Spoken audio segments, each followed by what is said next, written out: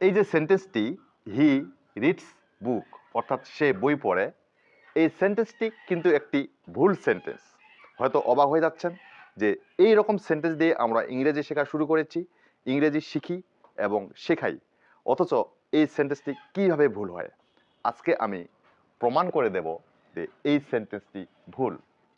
কোথায় ভুল, কীভাবে ভুল হলো তা আমরা ডিটেলস আজকে জেনে নেব। তার আগে আমরা আরেকটি এক্সাম্পল দেখে নেই।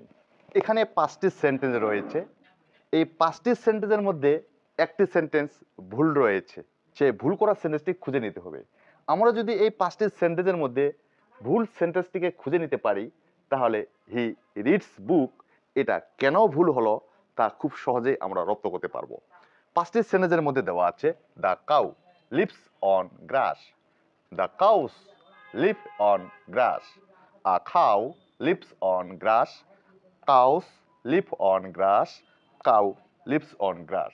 এই টপিকটি সম্বন্ধে ক্লিয়ার ধারণা পাওয়ার আগে আমার আকুল আবেদন, আমার এই চ্যানেলে নতুন হয়ে থাকলে দয়া করে সাবস্ক্রাইব করে দেবেন এবং ভিডিওটি থেকে কিছু শিখে থাকলে লাইক কমেন্ট অ্যান্ড শেয়ার করে দেবেন।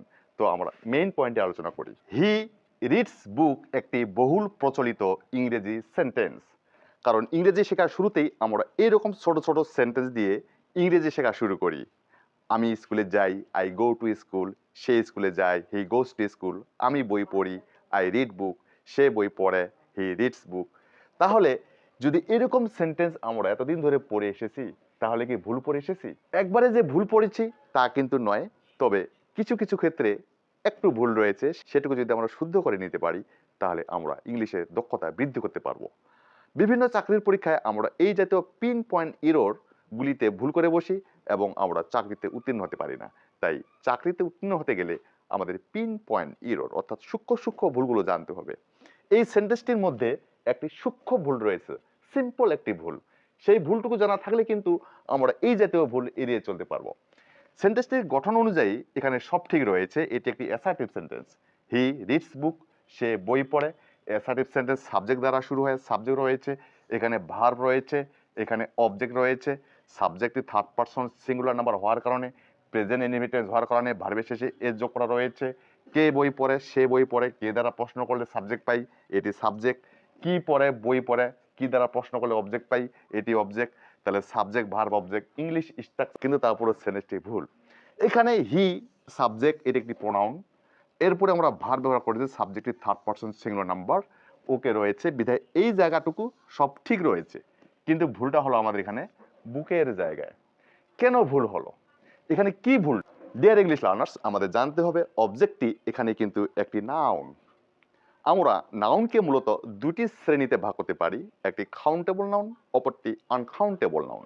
একটি গণনাবাচক, অপরটি পরিমাণবাচক। যখন আমরা কোনো কাউন্টেবল নাউন ব্যবহার করব, কাউন্টেবল নাউন কিন্তু কখনো একা একা বসে না, তার পূর্বে একটি আর্টিকল অর্থাৎ মডিফায়ার ব্যবহার করতে হবে। অর্থাৎ এই যে বুক নাউনটি রয়েছে, এখানে আমাদের সামনে একটি আর্টিকলের দরকার রয়েছে। শুধু শুধু কখনো নাউন বসে না। মূলত হি রিডস আমরা এটা ব্যবহার করতে পারবো সঠিকভাবে। হি রিডস আ বুক, সে একটি বই পড়ে, সে বইটি পড়ে। হি রিডস দ্য বুক, আমরা বুক ব্যবহার করতে পারি। অথবা এই নাউনটিকে যদি আমরা প্লুরাল করি, তাহলে কিন্তু আর্টিকেল দিলেও চলবে, না দিলেও চলবে। আমরা বলতে পারবো হি রিডস বুকস, সে বই পড়ে।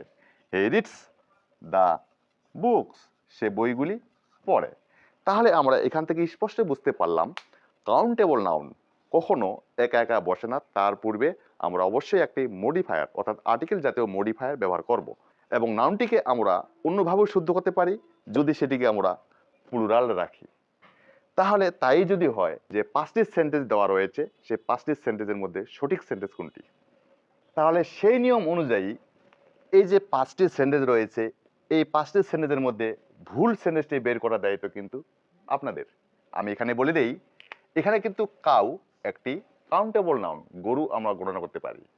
যেহেতু কাউ কাউন্টেবল নাউন, এই কাউন্টেবল নাউনের পূর্বে আমরা মডিফায়ার বা আর্টিকল ব্যবহার করব কিনা, সেটাই এখন সেই টপিকের আলোকে আমাদের সঠিক উত্তরটি বের করে নেওয়ার সময়।